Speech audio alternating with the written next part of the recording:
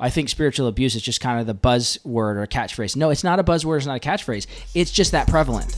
Did you believe you were Jezebel? They're not negating that, like saying that you don't hear from God. In counseling sessions, it would almost be like, okay, you can say what you're hearing, but then whatever we are hearing comes above what you're hearing. There was a time when I wanted to go to sleep and never. Welcome back, everybody, to another episode of the Wake Up and Win podcast. We're your hosts, Blaze. And Christina. Great to see you today. And we've got a special treat for you guys today. We're actually talking to some great friends of ours. But before we introduce them, Christina, how would you give context to the church that we come from and where they're coming from? Just give a little backstory on Garden Greenville. Okay. Well, we met Micah and Lindsey at the Garden. They were actually pastors there. Mm-hmm. But we also worked with them. So they were our coworkers and pastors and friends. And they have a pretty intense story of spiritual abuse that I think the reason it's so interesting to me, which I want to talk to them about in a minute, but is, like I said, they're our friends. They're our friends. They were our pastors. They were, we worked with them. We got dinner with them. We would go on double dates with them.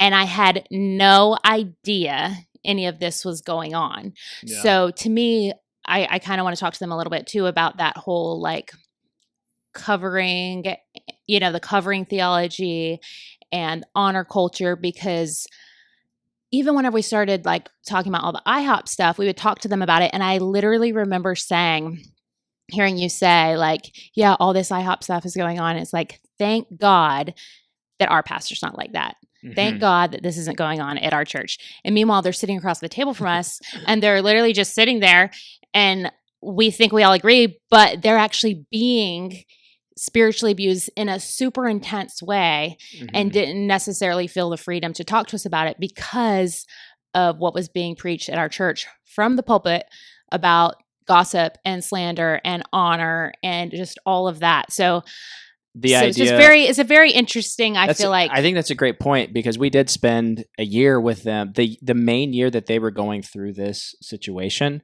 was the main year that we were actually getting close to them, mm-hmm. spending a lot of time. And I do find it interesting they never mentioned a thing about it. And some people, this is where it gets interesting, is that some people would hear that and go, wow, that is so amazing. They never said a word about it, like in the sense of the culture of honor. You don't, mm-hmm. Speak no evil, basically.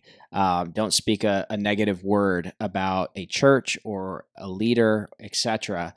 But the main issue here was that with the Garden Greenville, and there was a 10-year documented history. So some people say, not some people, but the Bible says, do not entertain an accusation against an elder unless there's 2 or 3 witnesses. Well, you've got these situations of 10 years of spiritual abuse stories that had been documented over the years, that every time someone would come into the church, including us, whenever you would hear about it, they say, well, don't read that. Don't look at that. Mm-hmm. Don't look at that. That's gossip. But then you have 50 to 100 stories of 10 years. And so I remember hearing about these things and I'd be like, well, I'm just not going to look at that. I'm not going to pay attention to that. And it's probably just jaded people, whatever. Because if your life's being impacted by the community or the person or the pastor that's being accused of spiritual abuse, then you don't want to hear it because mm-hmm. it kind of ruins your experience. And so I do think that's so interesting. And just to maybe we'll get Micah to talk about this, but want to obviously kind of give context for the idea of spiritual abuse, because so many people in our channel, we've covered the IHOP KC fallout with Mike Bickle, and those situations are, clergy essay, which is a different experience, and many times it's illegal. This is a whole different type of thing. This is spiritual manipulation, prophetic manipulation, and what ends up being psychological and spiritual abuse. So we'll get into some of this story. And the purpose of this podcast is obviously we want to expose what happened. The pastor, Chad Norris, has taken responsibility for some of these things, but we want to expose what happened. But we also want to help people see and see themselves in these situations and expose what might be going on in their own lives and their own churches so that they can avoid these things. So without further ado, let's dive right in and let's welcome to the podcast, Micah and Lindsey Usry. Hey guys. who were you at the Garden? What was because I don't even actually officially know your title. I mean, I know you were one of the pastors there and you were on stage, but what was your role there? Yeah, so my name's Micah. This is Lindsey, my wife. We've been married, I guess, going on 16 years. 16. Got 4 kids, ages 15 to 4. And we have been pastors. We were pastors from when both of us were about 21 years old up until about 3 years ago when we came off staff at the Garden. So we came on staff at the Garden. I came on staff as a young adults pastor. Then I was a men's pastor. And then I was like Chad's assistant for a while. And then I was working in the garden, in the literal garden in the back of the church for a while. I did all kinds of different things. Youth pastor for 2 weeks. And then we came on staff in 2019. Yes. Yeah, 2019. And we were on staff until 3 years ago, so 2022. Okay, let's rewind that right there. So you guys were full-time pastors in Georgia. And tell me from the get-go of when you got to the Garden, visited the Garden, met Chad Norris, and what happened to get you from pastoring full-time, where you're making a full-time living as a pastor. You know, what did you have? 100 people in your church, 50 to 100, 100 to 200? What was the size church? And how many came? Okay. Yeah, about 150. It was a 10-year-old church that we had planted in a house. So we started in a house and then outgrew and just kept on moving spaces. And so, and it was while I was pastoring that church of about 150 that I met Chad through another prophetic friend. And he was doing these online coaching, what they called huddles, or like these Zoom calls where me and maybe 5 other pastors from around the nation, one that was international in England, would get on there and he would do these kind of leadership coaching things. And so a majority of those men, all of those pastors ended up leaving their current ministries or churches that they were pastoring at and moving around the same time frame to what was then called Bridgeway, but now. And the wives had a huddle also. Yeah. Same group. And so Chad's wife, Wendy, was also mentoring the wives of the husbands of those pastors. Okay. And so I know there was like some prophetic words that got you to basically, whatever you want to call it, become spiritual son and move your family from your full-time pastoring position, as well as 20, 30, 40 members of your church? Yeah, there was about, with kids and everybody, that was probably 25 people that moved up from Georgia to Greenville. Over the next year or so. Not everybody all at once. A few people at the beginning. All of our leaders, though, anybody who was even, like I was only full-time staff, so even the lay leaders, like the people at Over Discipleship, the youth pastors actually came on staff from our youth pastor from our old church, and his wife moved up, and they became the youth pastors there at Bridgeway at the time. The elders stayed, but all of the ministry kind of volunteer leaders are the most of those are the people that moved up. And so the prophetic words, I didn't really discern it at that point in time. We were, had born and raised in Georgia, so we had felt just this excitement of another opportunity and we loved Greenville. We actually ended up, vacationing here some. We met some friends. We had been visiting for 8 years probably. Yeah. And so we were familiar with the area, and, this prophetic manipulation is so subtle. It can kind of be mixed. We really feel like God called us to this area. That's why we're not leaving after all of this mess. Right. But there were some red flags in the beginning. Things like if we weren't feeling a kind of a witness to whatever the prophetic word was, well, the theology was, well, if God's called me to be your covering, then God will sometimes show me things for you that you can't see. They would call them blind spots. Yeah, Chad came down to speak one time, a year before we moved, and basically gave us the first prophetic word that we were supposed to move to Greenville. And I cried at the table Micah got kind of upset because there was so much momentum and like the church that we were pastoring, like we had such a heart for all the people. And like, we were just going, like, I was going, why would God do that? Like, I don't know. And it would hurt my heart, you know, to like feel like we were just leaving all these people. But he would say things like that, like, well, y'all don't see it because I'm your spiritual covering. And sometimes God just shows me without, and I kept feeling like, well, he'll tell us too, you know, like, so we did wait. Like we waited a long time, and we did feel some sense of like, we had a lot of prophetic experiences where I don't regret the move. I do regret the lack of pushback on some of the things that were happening, but given the atmosphere and the culture that was built, it was very difficult to do that. And even after we weren't on staff, it was still this whole season, the last 6 months after we released some videos, Armando and I, and who was also a staff member back in April of this year, that was difficult. We weren't even on staff. So, you know, we watched when people would leave or when people would have a disagreement with Chad, because he was the leader. You know, even the elders, they weren't really even talking to each other. They had to go through him for everything. He was in charge of hiring and firing. He was the lead elder. And back then, you know, most of the elders were on staff. You know, they had a majority on staff, and he was the hire and fire guy. So, and he would joke around about like firing Micah. Like it was always this weird dynamic where I was like, I know that like you actually have the power to do that, and so it kind of makes me nervous when you're like joking about this or that, and if I fire Micah or whatever, you know.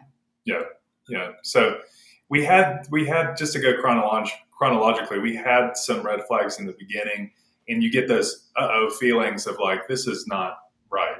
Something's not right. The prophetic movement for 15 years at that point. So, and I had never experienced it. So I think it was part of it was a naivety. And then honestly, coming out of this stuff, I realized there's not a lot of language in people talking about this. When we came out, I can only find a couple of YouTube videos that really gives me a little bit of clarity on what was actually happening. And I think that's in large part due to the overemphasis on honor culture that keeps people from even, you know, I had pastors when I was considering, you know, exposing it, discouraging me from it, you know, and saying, you know, I don't really believe in exposure and, you know, those kinds of things. And so I think there's a big problem there. But when you're in that culture, you have this emphasis on covering. You have an emphasis on spiritual authority. That's a big one. So like watchman knee, spiritual authority, which is basically, if you boiled it down, it's do what your spiritual authority or covering says, unless it's a sin, like just obedience. And that is how you obey God, is by obeying your spiritual authority. And that creates robots basically. And all the staff had to read, that was right before we moved up. Everybody, and if you came on the staff, you had to read Spiritual Authority by Watchman Nee and Undercover by John Bevere. Those were like required readings to get that mindset and way of thinking and culture like into you, you know.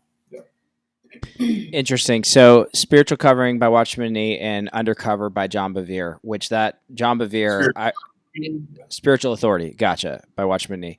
Undercover by John Bevere is a big one. That whole idea and that whole, because I think he worked for a big ministry where he talks about how that anytime he bucked against his leadership, that God would always expose him, or it was always bad for him. That's kind of the stories John Bevere tells. And the whole idea is David and Saul, and that's how he kind of builds out his whole theology.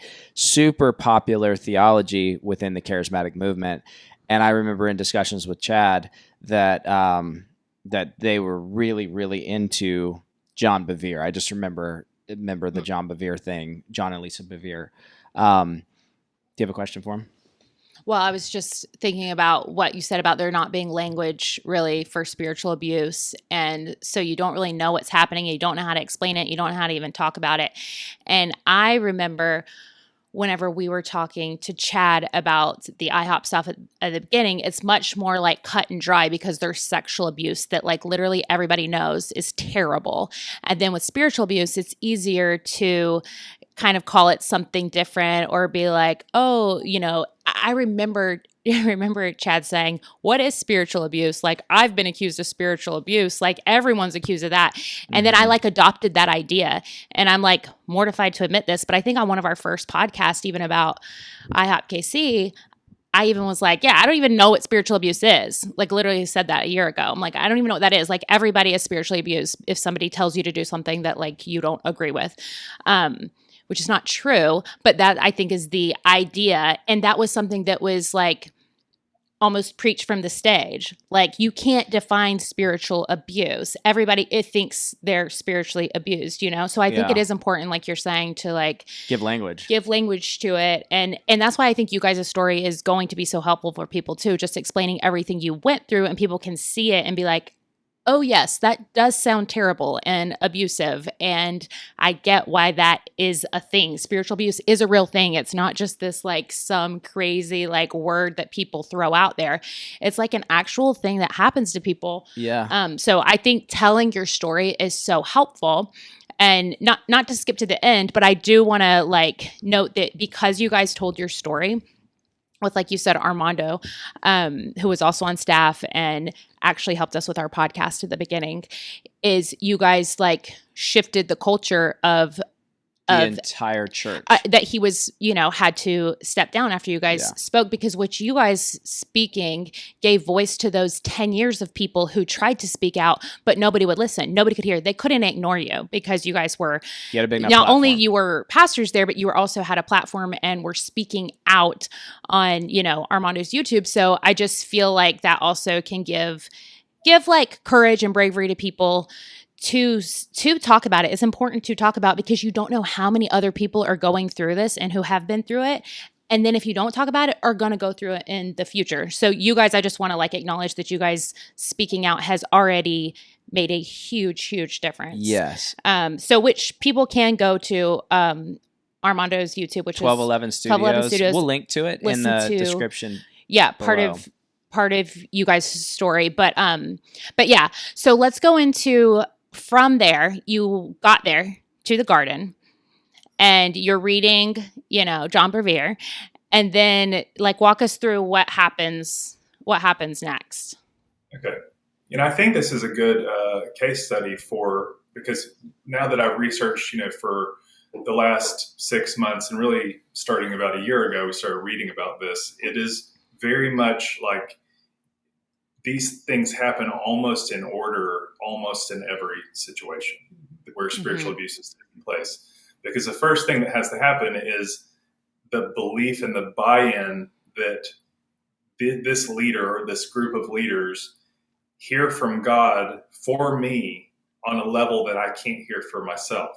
And that opens the door now for them to step in, and they can start to deconstruct what you believe about yourself, what you believe about God and his will for your life, what you believe about what God thinks about you, what you believe about your calling, what's happened in your past. And so it's a sneaky thing, but it's all of a sudden after you've bought into the theology, now they have the power. I believe in spiritual authority. I believe in not covering in the sense of the way that Chad taught it, but in the sense of that it is healthy to be submitted to older believers and to be in community where people can speak into you and you have accountability. That's biblical. But when you really buy in and it gets twisted into the ditch of just wholesale obedience, and then manipulation comes into play, then it can get really nasty really quick. So for us, the phrase that they use too, I was just going to mention this, which it's different everywhere, but at the Garden, it was always taught we before me. I'm sure y'all heard that from the stage. Mm-hmm.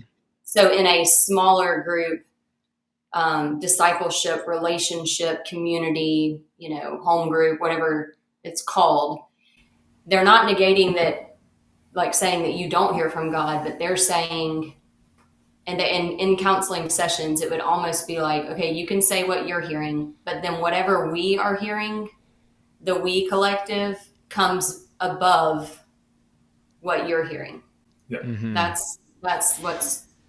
And I want to describe this one thing about specifically to Chad and his dynamic and the way that he would operate is because he was the head.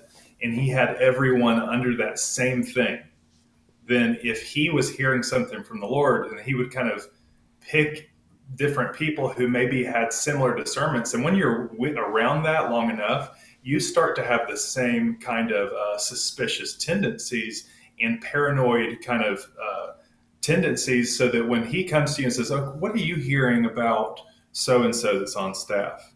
And you, especially if you already have knowledge of what he thinks, you're trying to please him because you want to make sure that you're under authority. You want to make sure you're like, well, I've decided and kind of show off your discernment, your prophetic gift, or like, I feel about Jim that he's also like this. Yep, that's exactly what I thought. Yeah. And so it doesn't have to do with what someone has said or done necessarily. It's just all based on kind of paranoid prophetic discernment and stuff like that, to accomplish whatever he was trying to accomplish. For instance, when we first got there, he had a word that Lindsey was supposed to be in the discipleship school. And there were questions being brought to me about why she wasn't involved enough, and why sometimes she didn't seem as plugged in, even though we were going to everything basically, and she wasn't on staff. And we had already discussed that before we ever moved. You had 4 kids that you homeschooled. Yes. And let me mention that I had just had a newborn baby. Yeah. So wild. The 4th child. So the story goes that she was doing the school. She kind of just bit the bullet and did it to stay undercover, not because she heard from the Lord, but because someone else heard. Yeah. Right. And then she felt like she can't do this. It was just, she was like, I'm not present. So she had messaged the leader of the school, and they said, okay, it's fine that you quit. And then all of a sudden one day we are called into a meeting. Well, not fine that I quit. She was saying, just do whatever you can. Right. She didn't reply for like a month. And then I talked to her face to face. Anyway, I just want to clear that. She was like, it's fine, just do whatever you can. And so then I was kind of like, okay, but I was still feeling like this is not doable, And so I sent another email, and then we got called into this meeting that he's referring to. Yeah. And so we show up, and there are 8 other people? 12 at least. All the elders. We think there's going to be like 3 people, us, 3 more people. And give us an idea of how you get called into this meeting, like, just because this is kind of the tactic that I saw this at IHOP KC. I've seen this in different like communities like this, where what is the request for the meeting? And then when you walk in, how is it different than what you thought was requested? Hey guys, this episode is brought to you by Wake Up and Win Insurance. We help clients all over the nation with their term life, whole life, or universal life insurance, and we're definitely happy to help you with a consultation. Check the description below for more info. For us, we had seen it coming a little bit because we were on the outside. So he would do these meetings where you don't know what you're going to the meeting for. But the meeting would be like you'd get an email or a text usually that was like, hey, we want to get together with y'all. It might be a text with Chad and Wendy or one other person, or you'd get an email with like, there'd be, 3 people's emails. That's why I was saying like, we're thinking 3 or 4 people maybe. But then that's really all it is. And then there's silence. And then you like, for the 2 to 3 days leading up to the meeting, you don't know anything. You see these people when he's at the office or whatever, but like nothing. They don't talk about it. What is the meeting concerning, or if it is, it's very vague. Yeah. And if you ask, it's more of like, well, you just need to trust the Lord. You just need to pray and go seek God. And so it's very traumatizing. And, because you're just constantly trying to get to a place where when the meeting's called, you don't flinch, but that really never happens. You kind of fake that it happens, but it never happens. We show up in the meeting, there's 12 people, all of the elders, some wives of elders, other leaders, and the whole meeting for like an hour was accosting Lindsey and assaulting her about her lack of commitment to the church. And everyone's just sitting in the meeting in agreement. And it's all related to my overwhelm of doing the ministry school while having 4 kids at home. Eden's not even a year old at this point. I'm also homeschooling another child that's not my own. Whose child? The email. Child? Yeah, that would be Chad's child. Important to know. You're literally teaching his own child. You're teaching his own child on top of your raising your own 4 kids and having a newborn. That is like the most upsetting thing to me ever, to like bring you in there in front of 12 people. And so who's doing the like berating you? Is it Chad, or do they go around the table and everybody's saying like how you're not committed, how they've noticed it, or who's doing it? It's kind of Chad's leading it, and it's whoever he points to and says like, you share that dream or you share what you're sensing. But it's a lot of people didn't even talk. They're just like there.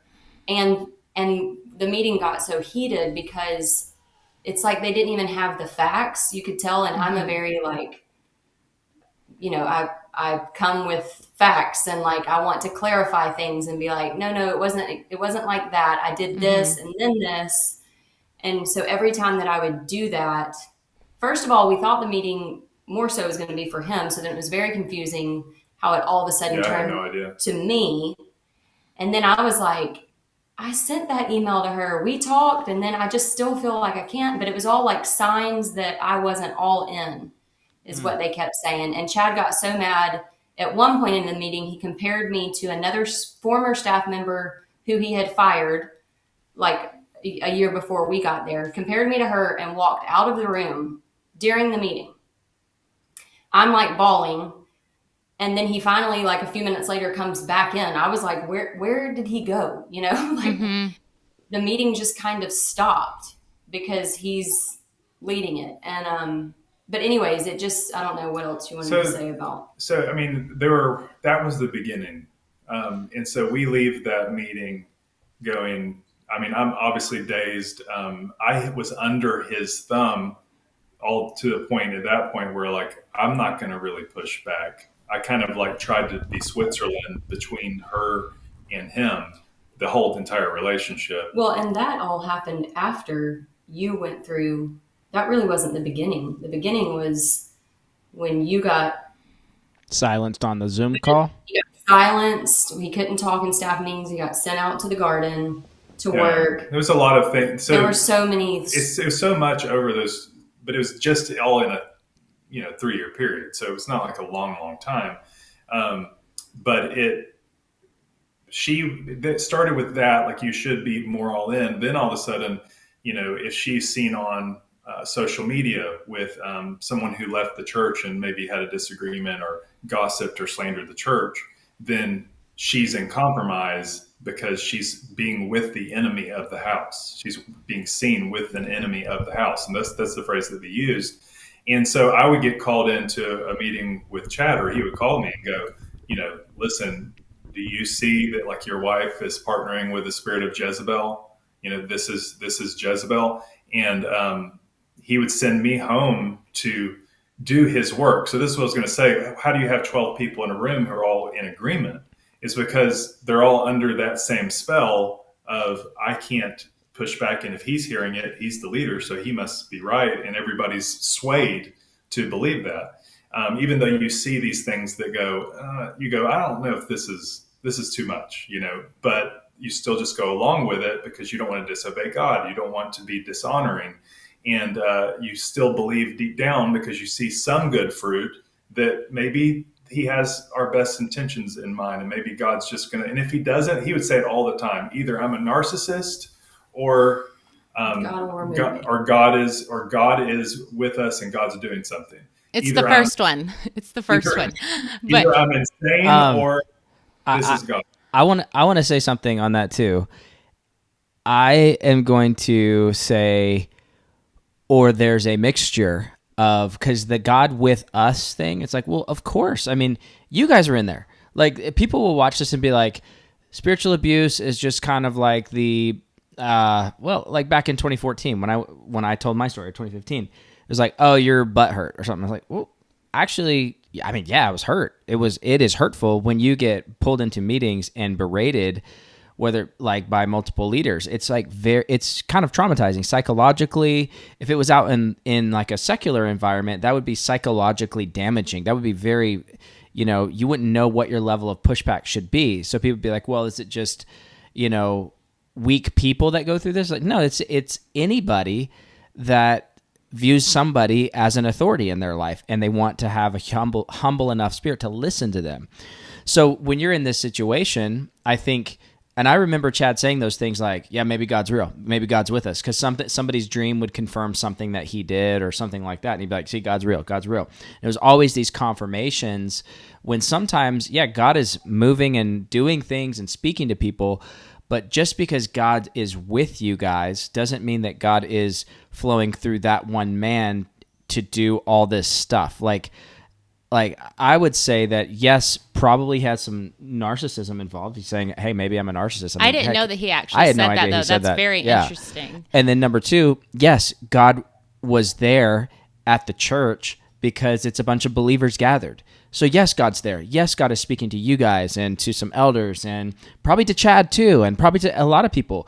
But there was a totally twisted view of who gets the final say on what God said was always the top guy. And he's just not always right. Right. So anyway, I just had to jump in there on that. Keep going, Micah. I want to say, can I say one more thing too? I'm just like, the 12-person meeting just upsets me so much. And I feel like that's something that people need to recognize when that happens to them. What he could have done if he was really concerned about you, Lindsey, and your soul is like have you and Micah and him and Wendy have a meeting together and talk it out and work it out. But instead, he publicly humiliated you. That's part of it, is breaking you down. Yes. Breaking you down, publicly humiliating you in front of everyone. So now everyone else has the same impression of you that he does. And now there's no way for you to really escape that as your identity in this circle. And there's no one for you to go to. Eventually, some people would just kind of like own it and be like, oh, I guess that is me. I guess that is. And I have to just say it one more time because I can't stand the fact that you're like, here as a mom, have a newborn, have 4 kids. I know that you guys were there at church all the time because you guys, we've said it before, you guys were there way more than us. Yeah. So I was like, well, gosh, they must have thought I was just like, we're rolling into church 20 minutes late if we come. So I'm like 19 minutes late. But for real, I'm just like, I just can't believe that was put on you in that way, because you're doing everything you're supposed to be doing as a mom, which is your most important role, and a wife, but like being part of the church is not your number one priority. So it's just so like heartbreaking to me that was like put on you. We discussed that on the front end before he was even hired. Like we had a conversation where we said, we just want y'all to know that like, this isn't a 2-for-1. I feel very much called to the home and the kids. I will be there. I will support. Like we had that whole, and they were like, yes, yes, yes. And then we get here, and after a year in, it's like, and I never knew, like, it's all these unspoken, like, expectations that no one will really, even when you ask, because I'm an expectations person, and I want to just, like, know what is expected, and I will do that. And, it was never clear. But I was going to say, Blaze, I told him after that meeting, I'm like, why didn't they just have us over to dinner and, like, talk about, like, this is how you do like challenging conversations. Like you don't, they just did. And then as we were leaving, another couple was walking in for Armando and Sheila for gosh, their meeting. We didn't know, like, there's no talking. There's just like us passing, them seeing that we are a mess. And then we seeing them walk in, going to the same like ambush kind of, meeting. Yeah, it's terrible. So after the will starts breaking down, then you do exactly what you guys are saying. You go in order. It's fight or flight, right? You either leave the church, which at this point, he had started. He had these conversations with me and other staff members when you'd come in with an outside ministry. So I had outside influence, so like a 501c3 that was my personal ministry. And you begin to have these prophetic words about getting everything under the house. Everything needs to be under the house. So your ministry is not completely submitted to the house if you've got this outside thing going on. So, which was another source also of financial provision for us. So the church, we've left the church. I'm not getting paid by the old church. It's all I've ever done professionally. And I have this outside speaking, ministry thing that's going small, but it was there. And he basically prophesies you to shut down your 501c3. Yeah, shut it all down. And, like there was one time where I hadn't completely deleted, like either it was a Facebook group or the YouTube channel or whatever. And I got into such a place of psychological like bondage at this point where I would like confess. Once I realized I forgot to delete the YouTube channel, I would go to him to confess, I still haven't deleted the YouTube channel. I need to delete. So we had like documentaries we did with Armando that we deleted. They're literally gone. Like we can't find, it's like they never happened, and deleted it all, and we burned the ships. So now the ships are burned. I have no other option for income. And I'm under the influence of this covering theology that's being twisted by someone who's manipulating prophetically, and you begin to agree with things. And so that's when it gets really dark. It's like, okay, now maybe she is being under the influence of Jezebel.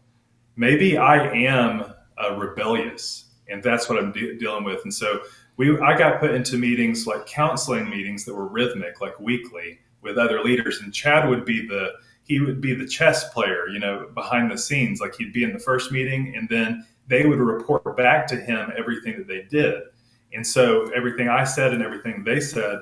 And so it kept. And Micah knows this because he was one of those people for someone else. So he's not saying this like he assumes that that's what's happening. He was part of it for like another staff member, Yeah. So you go through it first and you experience it, and then you get broken down, and now you have been broken down enough to where you can kind of be controlled to do that for somebody else. And hang on, talk about that for a second.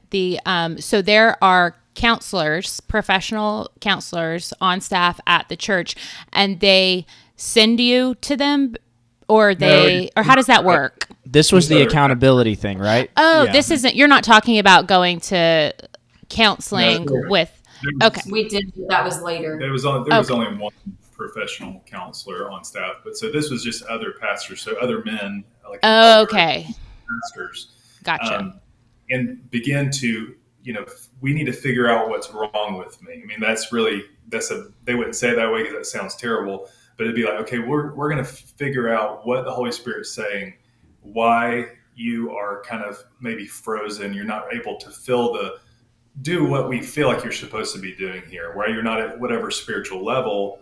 And we're going to get to the bottom of it, and God's going to heal you. You're on a healing journey. And so for me, it was like, okay, well, let's go back where they would say, well, let's go back to where things started. And of course, I'm buying in. I'm like, okay, let's do it. Let's figure out what's going on inside of me. So we deconstructed like my whole entire history with the Lord. And it was just overlaid with like, okay, your ministry started in rebellion because of whatever reason. Then what happens for a lot of people, some people will probably relate to this. I started having dreams confirming some of the things, but they were dark dreams. And it would be, I realized after the fact that psychologically, when you're being broken down like that, it's actually you revert back to like childhood places. I'd be in my grandparents' house in so many of these dreams, which was really abnormal for me to ever dream about. I'd be in my grandmother's house because that was like my safe place.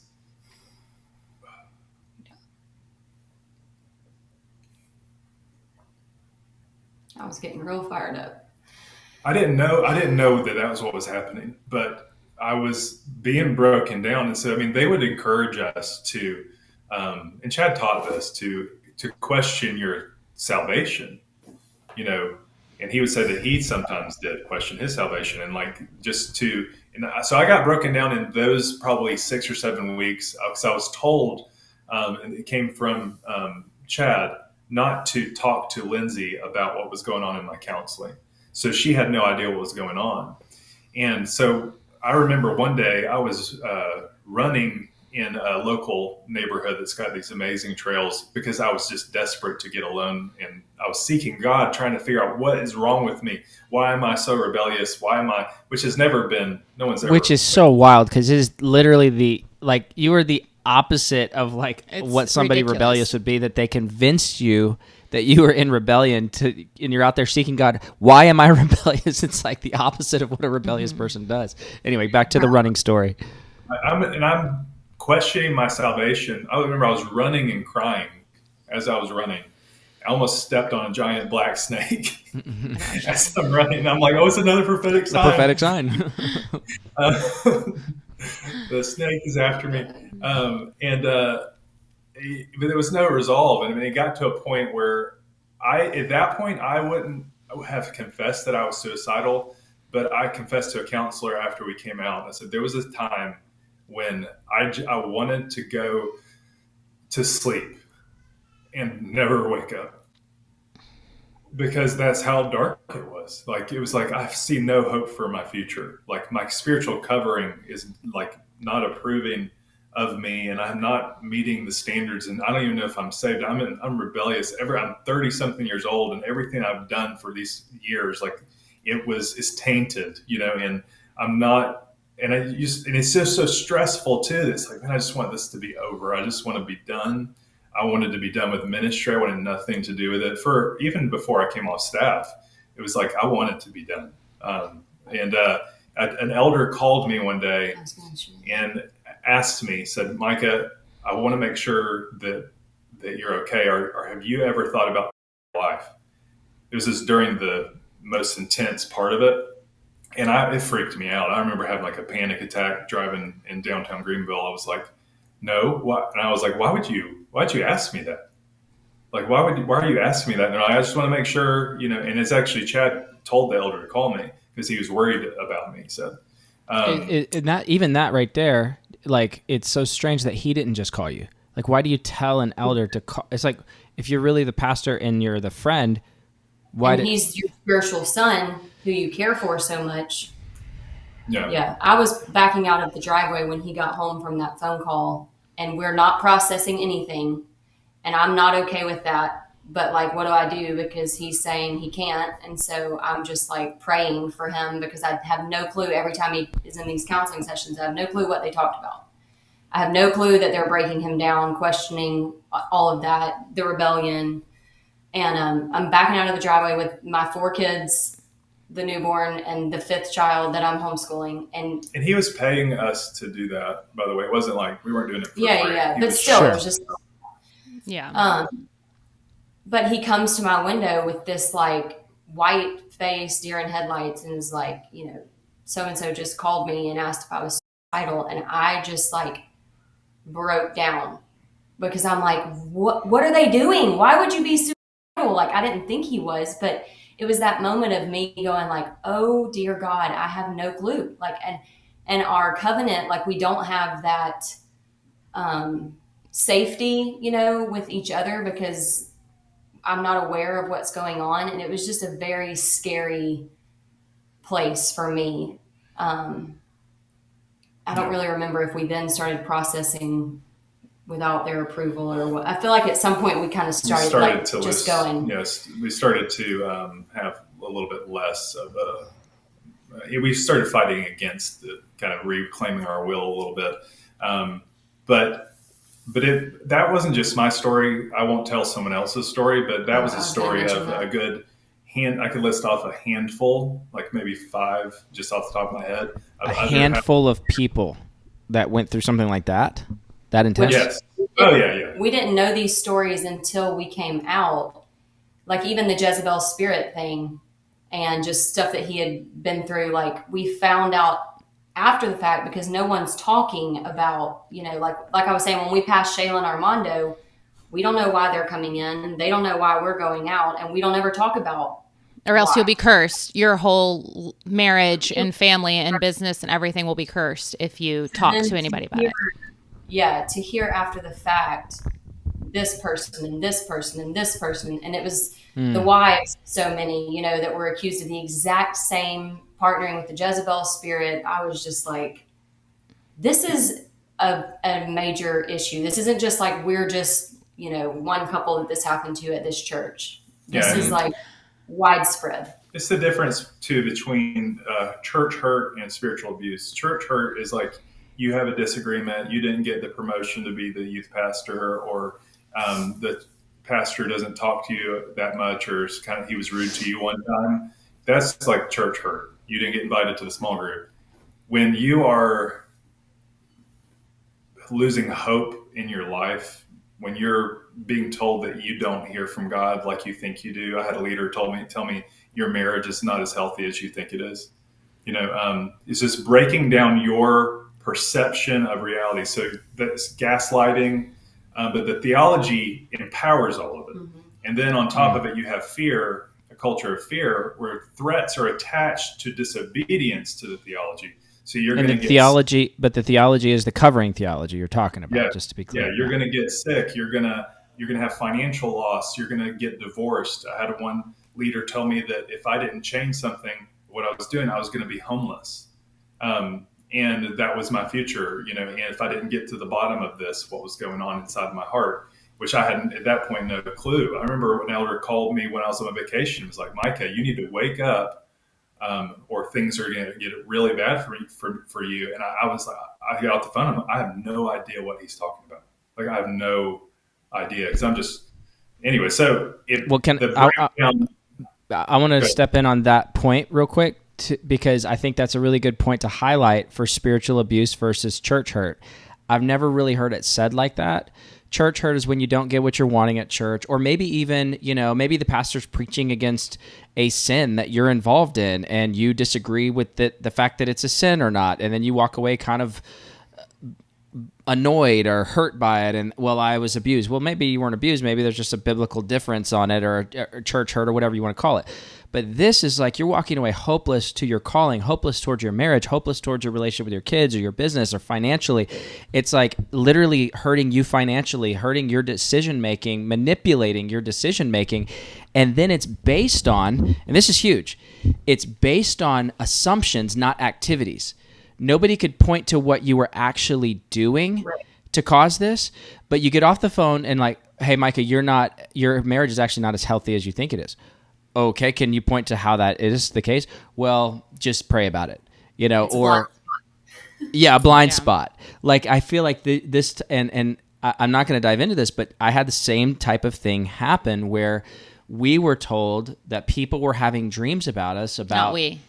I was told. Yeah, I was told privately, and I wasn't invited. She always brings it up, like, well, why wasn't I involved in that meeting? At least you get invited to the meetings, Lindsey. Yeah. I don't even get an invite. I think, yeah. Anyway, but it's the whole idea that literally in this short meeting I had, by the end of it, I was like trying to find what I had done, and there was literally nothing that they could point to that I had done, and I was going, so like this whole like intense kind of like spiritual lashing here is not about anything I've done, but it's about what could possibly be done, or a motive of the heart that, Paul says, he says, judge nothing before it's time, but when the Lord returns, and this is not in regards to judging people's actions. This scripture is actually in regards to people's motives. It says, judge nothing before the time, but when the Lord returns, he will parcel through, he will judge the motives of the heart. And so I think this is the spiritual abuse world. The prophetic manipulation, prophetic spiritual abuse really takes advantage of dreams, visions, prophetic words. And I'll say even outside of the charismatic, because I know we'll have a lot of people that say, well, that's because you guys are part of Charismania, or you're part of charismatic movement, or NAR, or something like that. Well, I'll say this, spiritual covering is in even cessationist movements. This whole thing of spiritual covering, you don't have to have a prophetic word. They just twist a scripture and make you do this, that, or the other, and bend to their will. And it's the same outcome. But it's all about, if somebody can't point to what you're actually doing, and I'll say this to people listening, if you're going through meetings like this, or maybe you're on your second meeting invite to come into one of these things, when you go in there, first of all, say, who's going to be there? They should be able to say, who's going to be there? Who am I meeting with? Like, one time I was invited to coffee with the pastor, and when I showed up, there was 3 people in the meeting. And so it's like, you should be able to say, there was no pastor and no coffee. Yeah, no pastor, no coffee. But it's like, who's going to be in this meeting, and what's this meeting about? Well, some people have had some dreams. Okay, what are the dreams about? And am I meeting with you, or like, can we just meet in a public place? If not, then that is the makings of spiritual abuse and spiritual manipulation. I do want to say one more thing about what you said, Micah. It's so like messed up that they would tell you not to process with Lindsey. You can't tell Lindsey about what we're talking about in counseling. You can't talk to Lindsey because that's wild.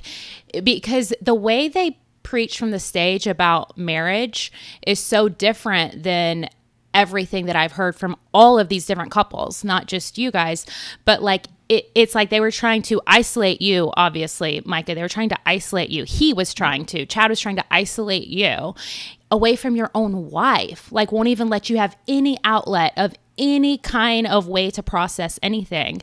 And then try to like divide that marriage. And it seems like such a pattern, which is so interesting to me. I feel like he was obsessed with dividing couples, dividing like happy couples. It seems like from you guys' story, and again, I'm not going to share other people's, but Armando and Sheila have shared theirs openly, and it's on YouTube. And like just hearing their story, I'm like, what is his deal? Why in the world would he come in there and try to put a wedge between the most sacred bond? The person that he mentioned that Chad walked out of the room during y'all's meeting and said, "You are worse than so-and-so." Well, that so-and-so emailed us when we first started going to that church on social media, messaged Christina and was like, "Hey, be careful of this church. It's very dangerous." And I told Christina, I was like, "Yeah, don't listen to that. It's probably just gossip." She messaged me. I literally told She messaged me and said, they said I'm Jezebel. They said all this stuff, all these things. And I was just kind of like, I hadn't talked to her in years. I had no idea what was going on. We weren't involved in church, and we'd finally found one that we liked, that we were about to like be a part of. So we were just happy to get plugged in somewhere. And it was like a random message. And now hindsight, I'm like, okay, she was one of those 10 years of people who have an insane spiritual abuse story that like I just didn't really listen to. And part of that was a division in between their marriage as well, was that same type of thing. Yeah. And so I don't think that Chad would ever say, "Oh yeah, I admit that I was trying to put a wedge." No, of course not. But like somewhere, but you just have to look at the fruit. It's not about what your intentions were. It's not about like at the end of the day. This goes for Chad. This goes for Michael, the current pastor. This goes for all elders that are there right now. Look at the fruit of what you've done and look at the fruit of what you're doing. It's not about what your intentions are. It's not about what you want to happen. It's look at the fruit of what you're doing. And if the patterns of leadership style, because this is not a theological issue alone. Yes, I think it's a covering. I think covering theology is probably the most dangerous part of this and the root of it all. But I think it also just goes into patterns and styles of leadership to where you look and go, what is the fruit of this? What is it doing to people's lives, marriages, finances? And if the fruit is bad, then the root is probably bad. And we need to take a big step back. And I'll say this, I am honestly surprised that there's not a pause on that church right now as a whole or on the leadership of that church, because I know that so many elders and the current pastor Michael listened to people's stories and repented and even cried and had sincerity and repentance. But the point is that the involvement of these elders and of even the current pastor Michael was so deeply involved in all these stories for the last 4 years that it's like there needs to be cleanup crew like on that at that church in a big way in leadership, because you can't just be involved in this kind of thing and then think that you're going to get right back into leadership and take the role and not perpetuate that problem continually unless you step back, take some time, take a seat, invite somebody in the interim. It's called an interim pastor. Just get an interim pastor in there, sit back and learn. Like we just interviewed Alan Hood, and Alan said, Alan is the one that confronted Mike Bickle in 2018. And then he was part of the advocate group in 2023 confronting Mike Bickle. And Alan said, I was the pastor of a church in Florida, and I said, I am not going to pastor anymore. After all this is coming out and I'm realizing how deeply involved I was, Alan said, I'm stepping down for a year. And I want to live in this community, and I want to earn your respect, and I want to figure out where. He's like, I'm going to therapy, I'm getting help, I'm growing. And Alan didn't even do anything crazy, at least that we know of. I mean, Alan, like, he's admitted to like having a part in seeing some of the spiritual abuse there and what he was a part of, but he stepped down for a year from his current church so that he said, I want to deserve to be the pastor, and I want to get healthy. So I'm just surprised that even right now, that we're not seeing that type of attitude. You can cry, you can weep, but the actions are what matters at the end of the day. So, sorry, I went on a little rant there, but I don't completely disagree with you. Like I see that was very much so my initial reaction to it. But at the end of the day, you can't really control people. And I also have been kind of surprised by their response in a positive way. Because, I mean, going through all this, you kind of have to take everything just at face value. You know, it's like anything good is like, it's great. They could have doubled down. You know, they could have, like, it could have been really bad if Chad had backup, but they turned on him. You know, and them turning on him and seeing the truth and seeing the light and exposing it. I think that, you know, they put a statement out on their website that clearly, you know, details, maybe not exactly how I would write it. There's not a lot of talk about spiritual abuse. That has not been said in any, except for in behind closed doors. So what is said? What is even, like, what is admitted spiritual to? Manipulation, coercion, careless words, careless words, careless prophetic words, basically. Yeah. Careless prophetic words about degrading people having financial loss. You know, which is part of our story too. You know, he would hear God and say, "Well, I gotta cut Micah's salary by a third." You know, and are you serious? So, yeah, that happened. Tell us Tell us that. Tell us that story. That was right after the suicide phone call. Yeah. So I wasn't as useful. Serious? When I was in that position, I actually heard, he doesn't know this, but I heard a phone conversation that he was having with the other, which was his previous spiritual father. He had two while we were there. One of them ended up leaving, but and wasn't anymore. And then he got like a new spiritual father. And he left too. He ended up leaving. All the spiritual fathers leave, and the spiritual sons leave. He was demonized and by, you know, Chad, and labeled a spirit, you know, and then he left.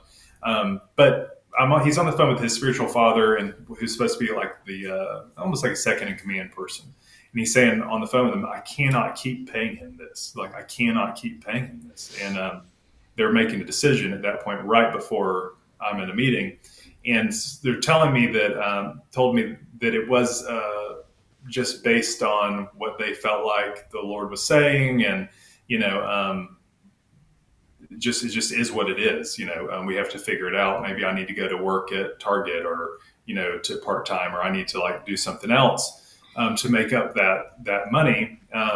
You know, and so because of that, we went into pretty significant, we started bleeding financially, you know, $1,000 a month.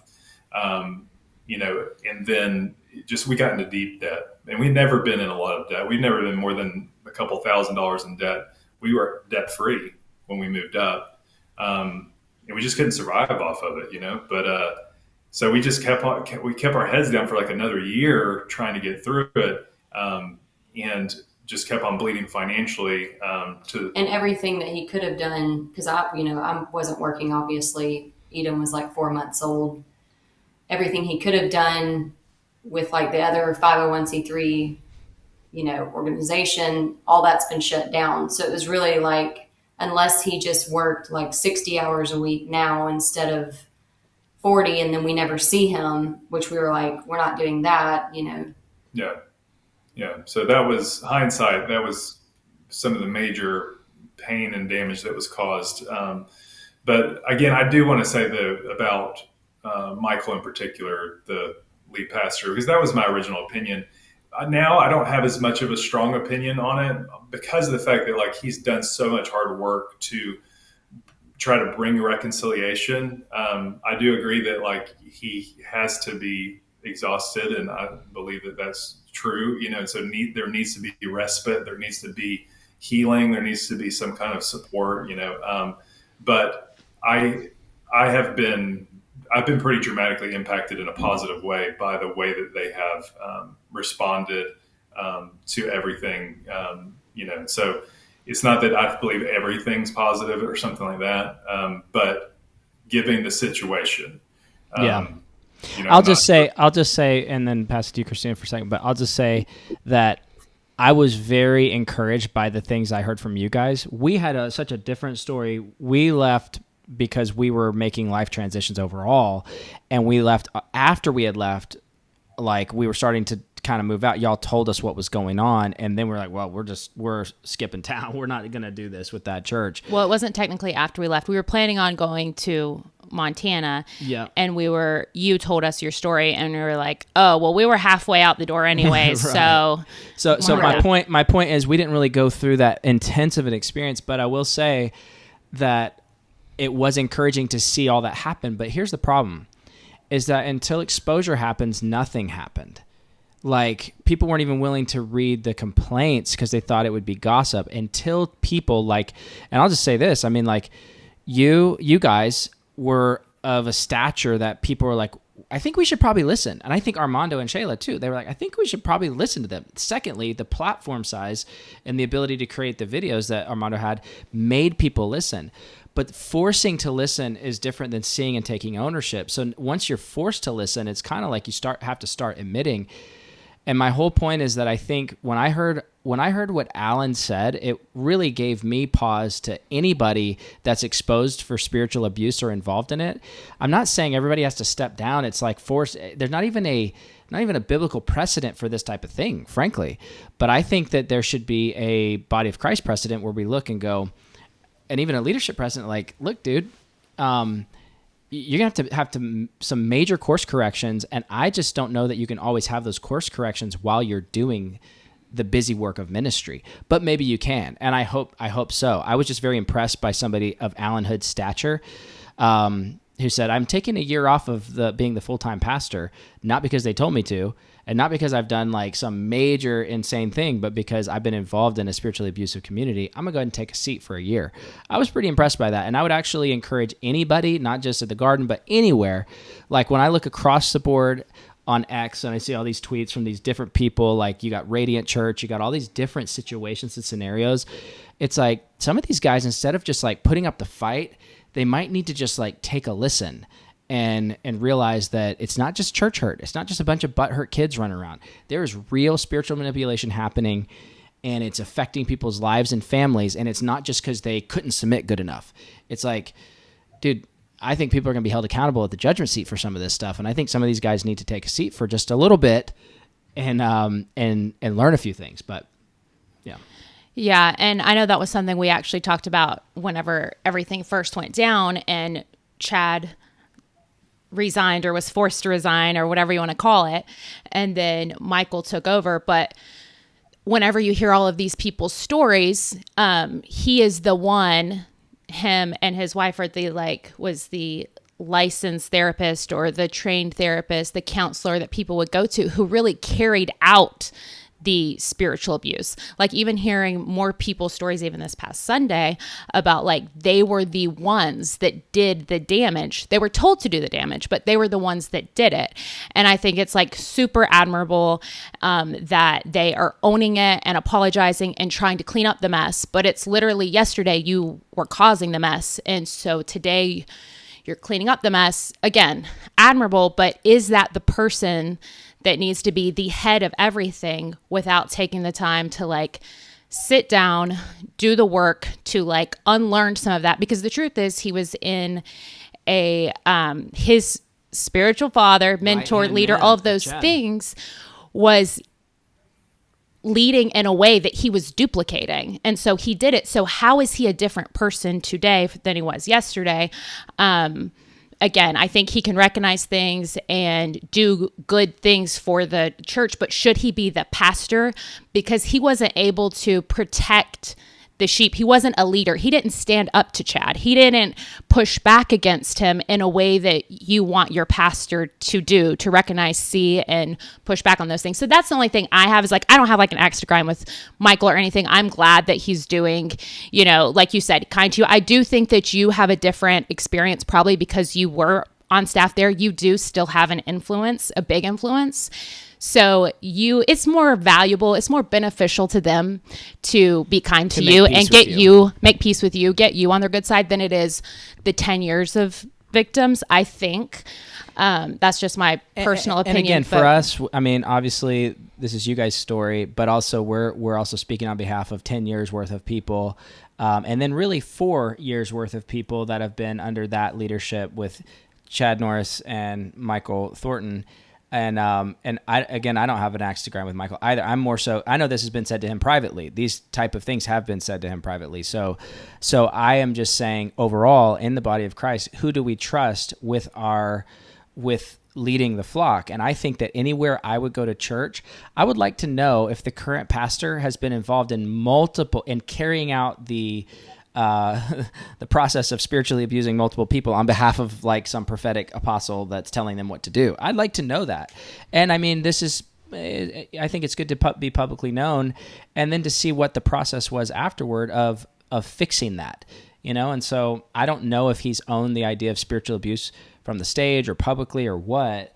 And I just think it's, I don't know, we're just asking good questions right now. We'll probably be told that we're, people at the Garden right now will probably be like, oh, you guys are gossiping about Michael. It's like, no, we're not. Actually, this is known.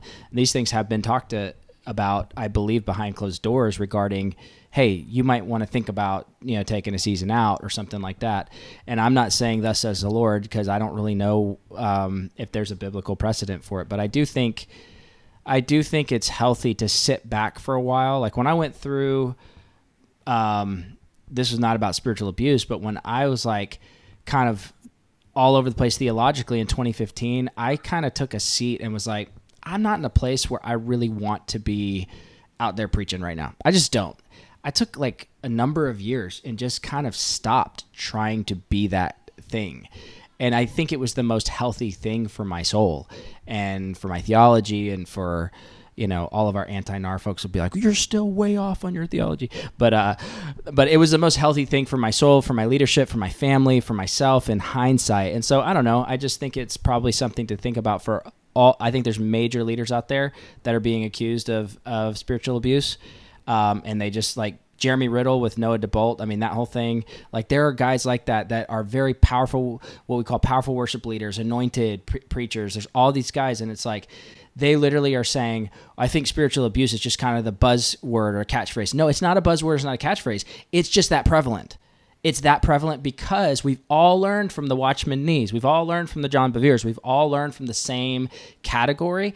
And that's why we're seeing the same fruit. It's not good. So, y'all pick up from where were we at in the story for you guys? Y'all take it where you, Lindsey, I think Micah, you had said yesterday, I don't know. I kind of want to hear more from Lindsey at this point. Like, tell us as some of these things were going on, and as you're watching Micah go through this, what were some of the conversations, as comfortable as you can be sharing, or as much or little as you want, conversations in the home, conflicts? Yeah, I want to know, after that 12-person meeting, did you believe you were Jezebel? Did you believe you had like the spirit of Jezebel?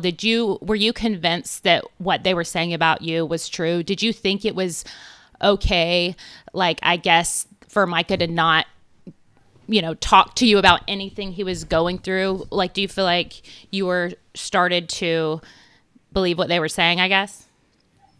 I don't think that they ever broke me. I think that I started to learn how to like play the game.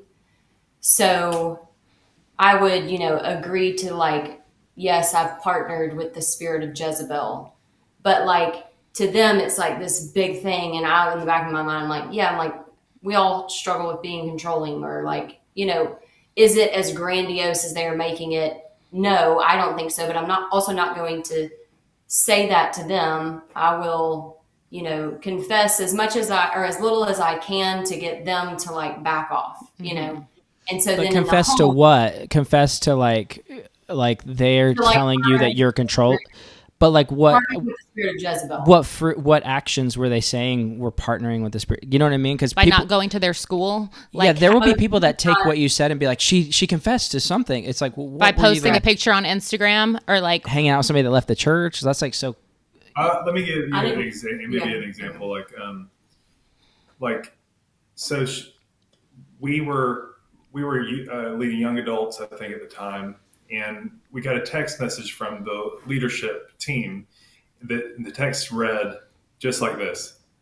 Save this date, it's the next month, like October something, on your calendar. You're going to Raleigh, North Carolina with us to a conference, a leadership conference. You're going to just save the date and work out whatever you need to for the kids. And we responded, we have a wedding that we've already RSVP'd for in Georgia for close friends of ours. And we give us a couple of days to pray about like if we're really supposed to be there in North Carolina, or if we really want to honor this wedding. No responses from any of the leaders. No response, just silence. 24 hours goes by. All of a sudden I'm called into a meeting with two leaders who were sent by Chad to confront me about, basically they were coming to tell me that I was uninvited to the thing in North Carolina, and that I, not just uninvited, but I had been replaced by our friends who were youth pastors in Georgia that moved up and came up on staff. That they had replaced us with them, and I was no longer invited. So I am broke at this point. I think that she was probably more broken. I was more broke as far as like spiritually and mentally, and more bought in than she was. But at this point, I'm like, this is the worst thing possible that can happen. Like, I just really wanted to pray about it. I was wrestling with, I didn't really want to go, but maybe I'm supposed to. I want to be humble. I want to be submissive, and so I start begging to go. I'm texting Chad. I'm like, please, I'm sorry. I didn't know that this was that big of a deal. Like, I was seriously asking for time to pray. And so they finally let us go, but they said, you can come, but you have to pay your own way. So the church paid for everybody else, and then we paid to go on our own. And you skipped the wedding? We skipped the wedding. Oh my gosh. So initially they wouldn't let us go.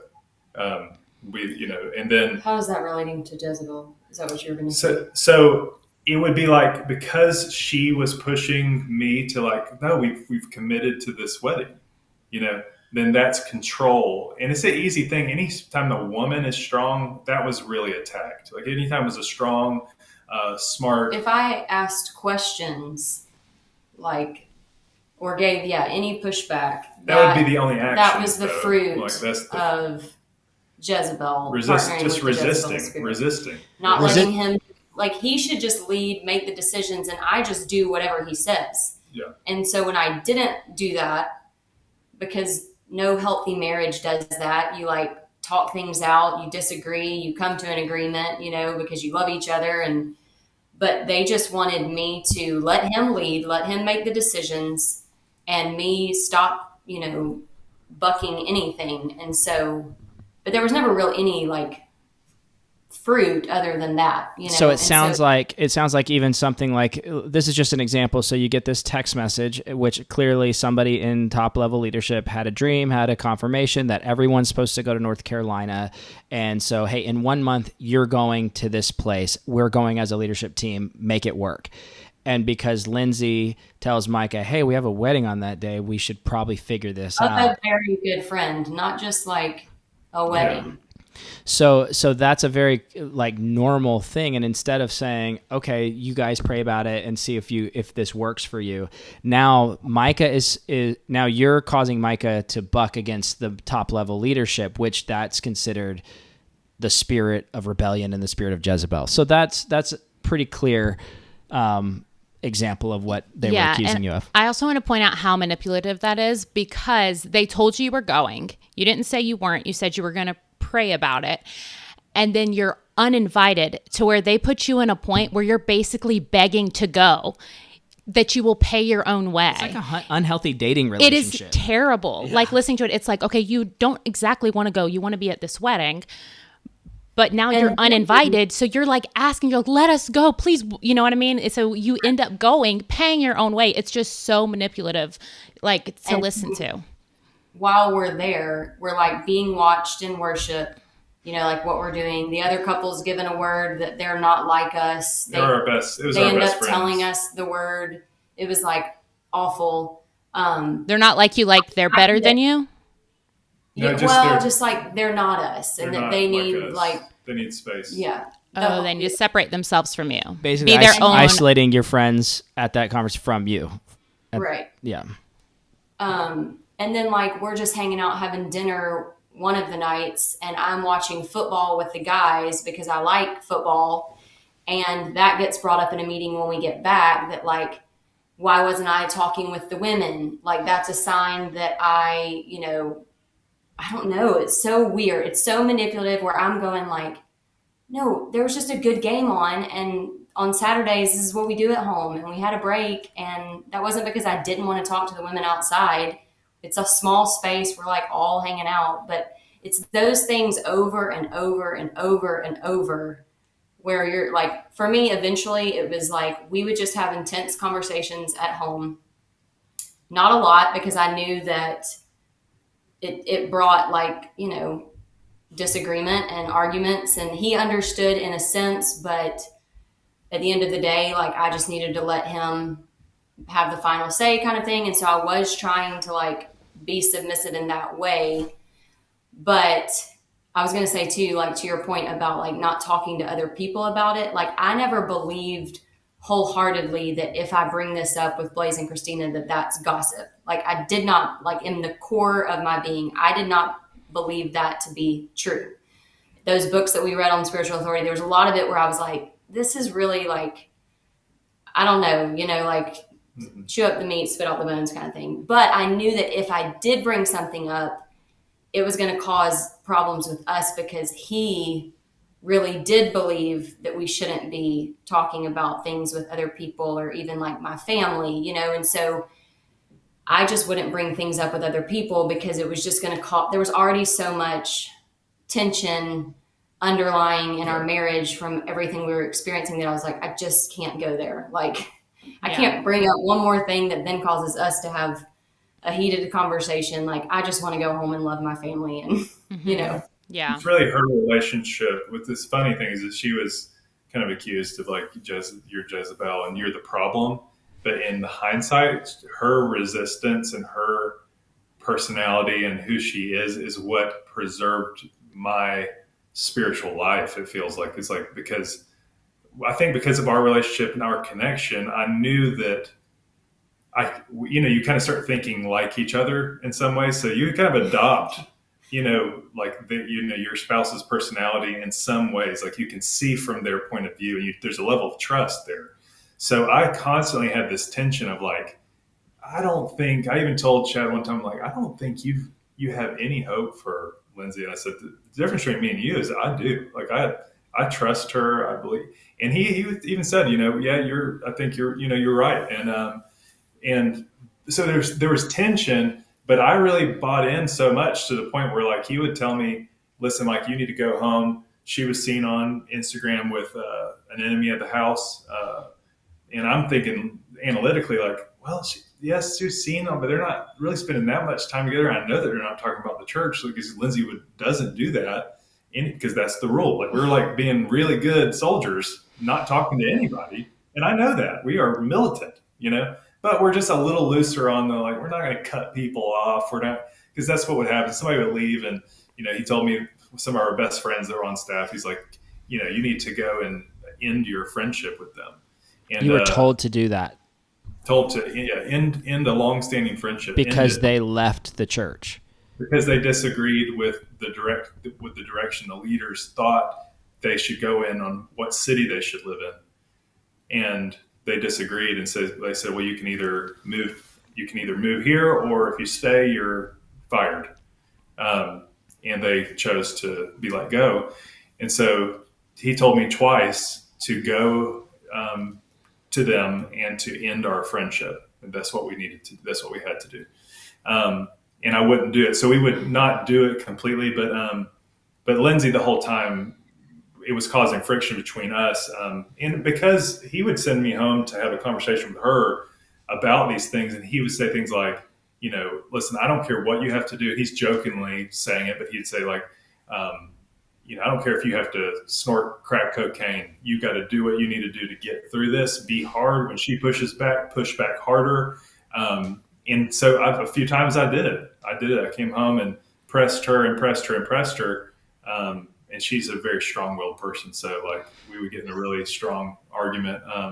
And there's some memories from some of those conversations where I'm like, I hope I'm never going to have that kind of stuff in my marriage again, because even though we were close, like, it was like there was somebody between us, like, like he was between us, and so God preserved us, where we didn't have to, we've gone through counseling and stuff like that. But, I would just say this is like, that's one of the things that, like, Chad, he can really be a scapegoat for a lot of people, where it's like, well, he's just the main problem.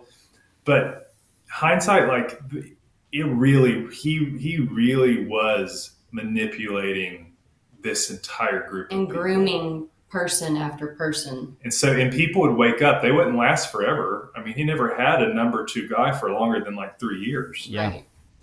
Over those 10-year periods. So none of his spiritual children, there were dozens of them that he called that were on staff. And they circulated in and out as they got fired and as they got released. And they were banished and you can't speak to them. Because if you speak to them, you're going to get the disease. Well, it reminds me of, because it's like, I remember this phrase from all of this of like, you get tested, approved, and then now you're in because you did the thing. You hurt the person basically on behalf of the leader.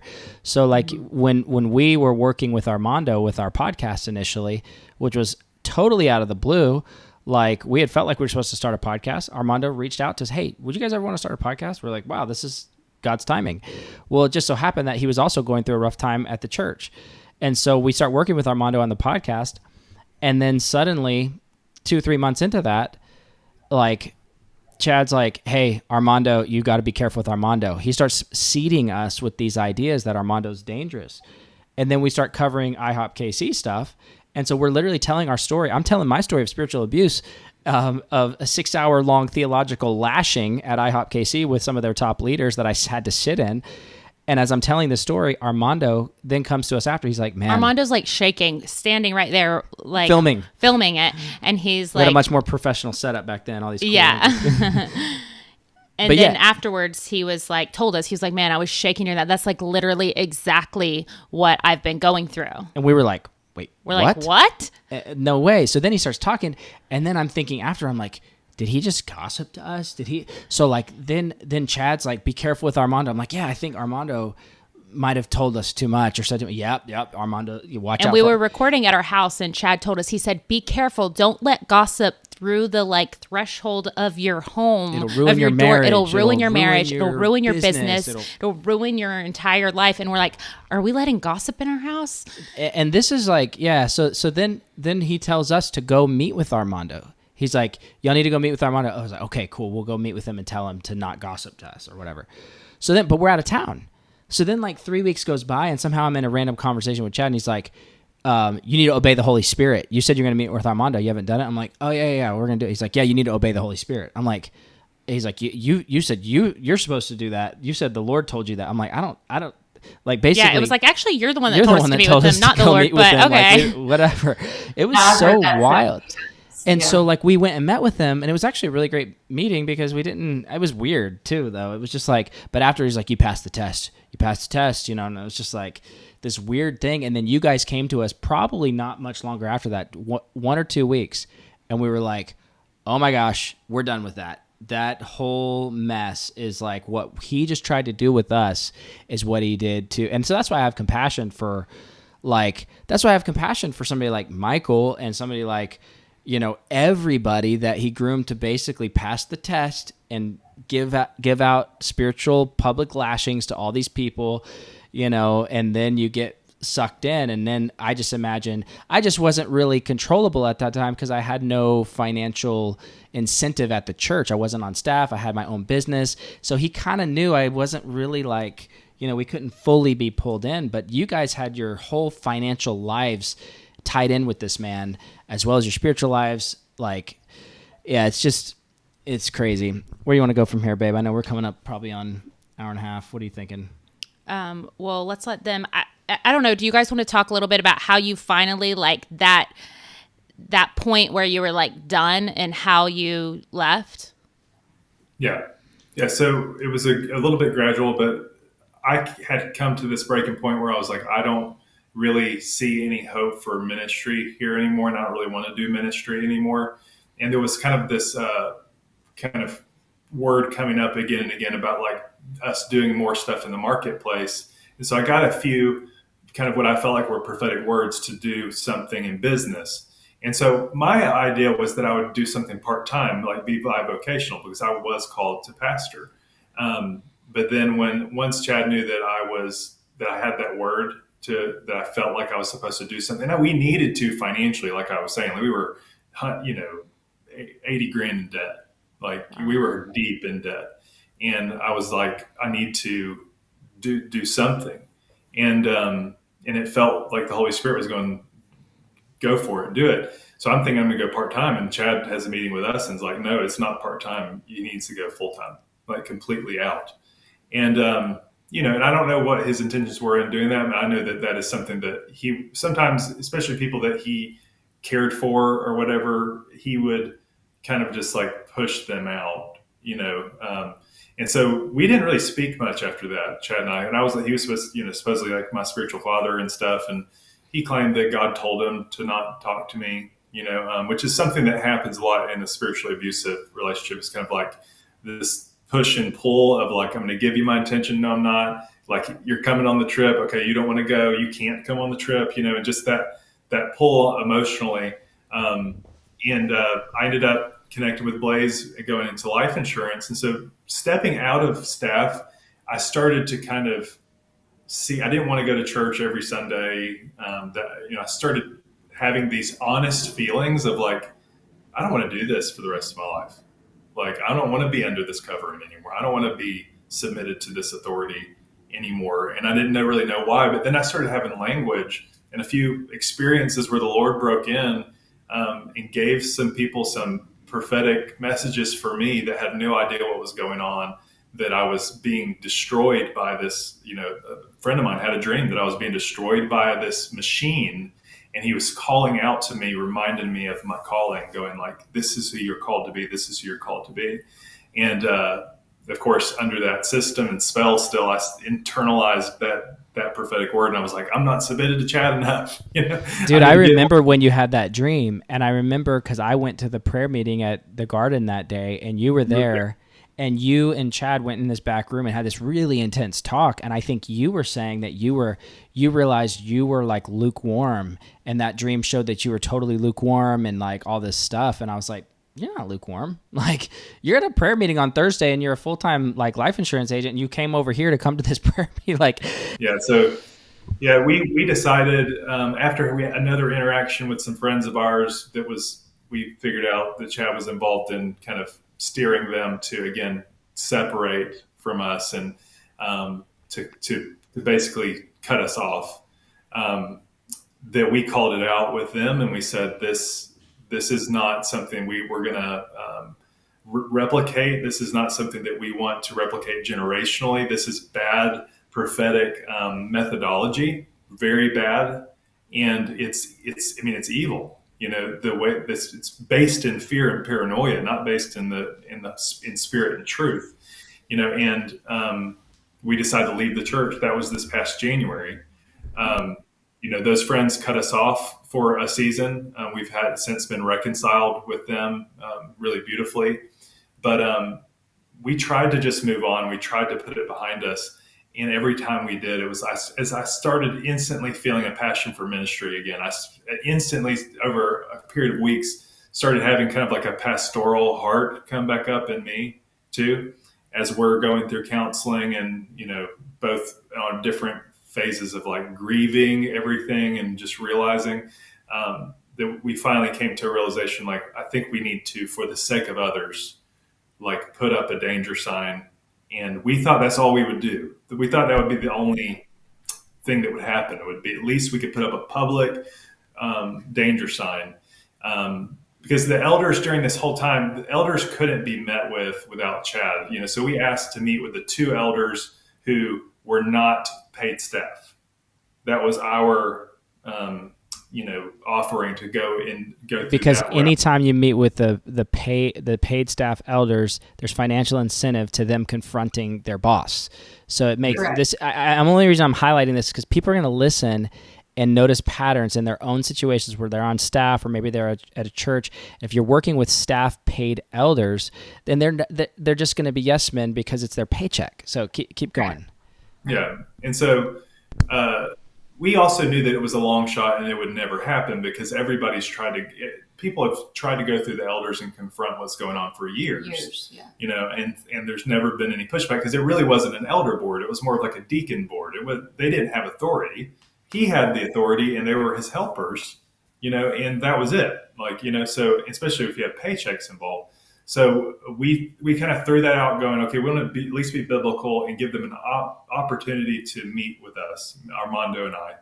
And they didn't respond. That was on a Saturday before Easter.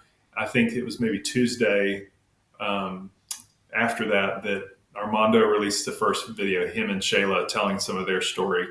And then, I watched as the defenses came up, and all of a sudden, Chad's sending an email out to the entire church saying that they're going to have a meeting this Sunday to address what Armando Ramos is saying about him and their false accusations. It's all false. When I was behind the scenes the whole time, I was actually encouraging Armando to do it. And so even after the fact, he would never really throw me under the bus, but he threw Armando under the bus real hard and demonized him, saying that he was mentally ill and maybe insane. And that was one of his closest spiritual sons, just for context for everybody. Armando traveled with Chad quite a bit. They were very, very close. And so this is the way people turn when your spiritual son doesn't line up with everything you're doing. They turn and literally demonize. And I would just say, like, if you're going to turn and demonize that guy, say he's mentally ill, it's like, bro, you're the one that mentored him for the last 4 years. That says if that's really what you're saying, then that says a lot about you. But it's like, keep going.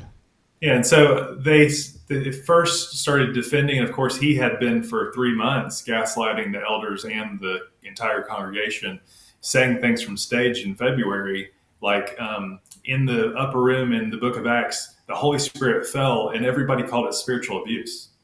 Like, it makes no sense. That makes no sense. But that's actually, and we have clips of it, where he's saying these types of things of like, they did these little shorts on, or teachings on YouTube, on the YouTube channel. One of them was called, is Dave Ramsey's no gossip policy too far? So they would talk about how in Dave Ramsey's organization, you'll have to go up the ladder. You can't complain to your coworker. So that was his philosophy, Chad's philosophy, adopted from that organization, and then the other biblical weirdness too. But, and they did a teaching called What is Spiritual Abuse? They did that in February before the videos. No one even said we were going to expose it. He was having conversations with other leaders saying, I bet, somebody's going to call this spiritual abuse, and no one had ever said that. No, none of us even said it to each other. We had no idea. We were still kind of unraveling, and many people I heard actually back then would say that they were not spiritually abused. And that's what I'm talking about, the lack of language. I read that book and came to him and was like, what book? The Spiritually Abused, I think is the title of that red and white book. Spiritually Abused. But I was like, oh gosh, this is what we've been through. Like, but before that, I was going, I don't know if it's spiritual abuse, like what even is that? Yeah. But they were coming out with those videos around all of that at the same time. So, eventually it kind of got to a fever pitch, I think, is all the people from the past and everyone, they were telling their stories too in the comment sections. And it was just an overwhelming amount of evidence, because we had decided, unlike what he was doing, or the way that he would deal with things that weren't said or done, it was like assumptions. We would only say things that he had said or had done, not what we thought he meant by it, not what we thought prophetically it meant, but you said this, you did this, and that's big. You just couldn't really fight against that, so the elders realized, okay, this is real.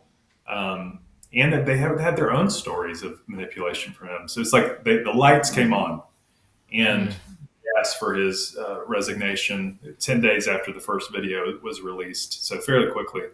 And so he stepped down, and owned some of the stuff. I don't think there's many of us that feel like has been some kind of real thorough repentance as far as trying to reconcile, or, that is unclear to me. But because he went on a podcast like a couple months after that, and started doing podcasts, Yeah. Instead of reaching out to all the people that he now supposedly is aware that he maybe didn't spiritually abuse, because he's not using that term, but at least manipulated, controlled. Like, instead of reaching out to those people, there's just an email that they need to, reach out to them, I guess, because he's so busy with his podcasting I don't know. Like, why don't you just start with like, I'm sure you can come up with like 10 people that you should just, and we know so many of these people. So we're asking like, have you heard from him?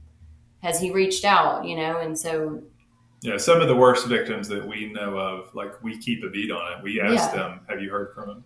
Mm-hmm. And up to this point, most of the worst ones, a lot of the worst, I'll say that, a lot of the worst ones have not heard a word. Mm-hmm. In spiritual abuse situations, just like SA, you do not tell the victims to come to me and tell me what I did to you. Right. How are you repentant if you don't even know what you did? I need you to come tell me how I hurt you. So that I can own whatever I've done. And maybe that's where he's at. Is in a place where he doesn't realize what he's done. Maybe it happens so often and so much that. Yeah, that's exactly right. I don't know. I do think that there's actually, I think there's some legitimacy to the fact that there's not a lot of, there's not a lot of language about the topic. Actually, there's a ton of it now. There's books, there's all this stuff, but you have to be humble enough to go look at it and actually be willing to say, well, I'd say for pastors out there that are watching this, that maybe you have actually been accused of spiritual abuse, and you would go, oh my gosh, that's the last thing I'd want to do. There are pastors out there that would listen to this and go, oh my gosh, these people, they're just gossipers. That this podcast is not for you. You'll probably go and just continue to do the same thing. But if you're under a pastor that's like that, leave the church. I would say just get out of there. No matter what the good fruit in your life and walk with God is. I had great fruit in my walk with God at that church because I was among people of God that love the Lord. But like, if you find that you're in one of those situations, immediately get out. Now, if you're a pastor that's going, I actually would like to make sure that I'm not going to do this, not doing this, then actually dive in and read a book. Go learn something. Because frankly, I think that Chad actually didn't know what it was, and actually didn't because of his theology of like, everything was Ananias and Sapphira. Everything was intense like that. And I've been in seasons like that with my theology, where everything was intense. Everything, the glory's going to come and people are going to die or something like that. Everything's about Acts 5 and Ananias and Sapphira.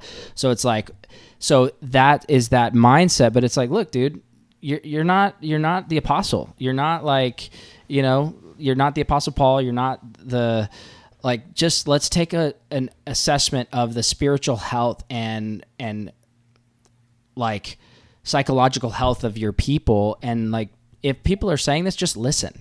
Some things might not actually fall into that category because people can jump on the bandwagon, sure. But there's probably 90% of it actually would if you just listen and learn a little bit. So I know we're coming probably to a final wrap up, Christina. Any thoughts or questions? I want to go back to one thing you said about Lindsey posting pictures on Instagram with people who had left, and just that intense language of enemy of the house, just because somebody, decided that wasn't where they were going to go to church anymore. I feel like there's such this intense language that was used there, hindsight, saying even the stuff about like, if you gossip, your marriage will be destroyed. Your finances will be destroyed. Your life, if you do not honor this house, this person, all of these things, all of these curses. I think just that intense language, and especially the enemy of the house, it makes it to where you demonize the people. But then also such the intense consequences of ruining your marriage, ruining your family, ruining your finances, makes it to where it's easier for people to carry out this spiritual abuse because they're like, okay, that is an enemy of the house of God, so I don't want anything to do with them. So yes, I will confront them and tell them this, and whatever your leader tells you to do. It makes it easier because you're demonizing those people. And the same way with the intense language about all of your life basically being destroyed, you're like, okay, well, I definitely don't want that, so I'm going to do what you say and honor you. And so it's just this super intense language that I think people need to be careful about. And another thing, just side note, this could be a whole nother story, but worth noting that pretty much everything he said, I feel like, was God told me this, God told me that, God told me this, God spoke to me, I saw God in a dream, and all of these things, to where you take it with such, such weight, because you're like, well, gosh, it's not just Chad saying this is God saying this, and it's just such an intense thing to say. And it's kind of messed up. Well, you actually brought to me a couple of times as this was all unraveling. you were like, because we've actually had seasons where we really were confirmed certain things through a dream or a random word or something, and it was like, wow. Like, obviously we know the Bible is the word of God, but God's not like limited to not guiding us by his Spirit in different directions. But of course things can be misinterpreted, and there's this whole spiritual realm out there. You used to bring to me about, like, we talk about mixture. Talk about that.